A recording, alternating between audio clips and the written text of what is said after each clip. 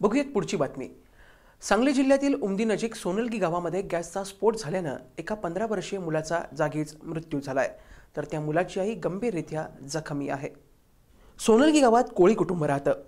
घर बांधकाम सुरू असल्यानं पत्र्याच्या शेडमध्ये हे कुटुंब राहत होतं। आज दुपारी घरातील घरगुती गॅस सिलेंडरचा स्फोट झाला। यावेळी शेडमध्ये असणारा 15 वर्षाचा मुलगा अभिषेक कोळी याचा जळून मृत्यू झाला, तर अभिषेकची आई रेखा कोळी ह्या सुद्धा या घटनेत जखमी झाल्यात। घटनेनंतर स्थानिक नागरिकांनी स्फोटात जखमी झालेल्या रेखा कोळी यांना सोलापूरच्या रुग्णालयात उपचारासाठी पाठवलं आहे। दुर्दैवी अभिषेक हा 7वी मध्ये शिकत होता, त्यामुळे त्याच्या निधनाबरोबर या घटनेनं सोनलगी गावात हळहळ व्यक्त होतीये। या बाबतीतला अधिक तपास उमदी पोलीस करीत आहेत। राजकुमार पाटील यांचा पोलीस स्टेशनात फोन आला। त्यांनी सांगितले की दुपार 11:30 दरम्यान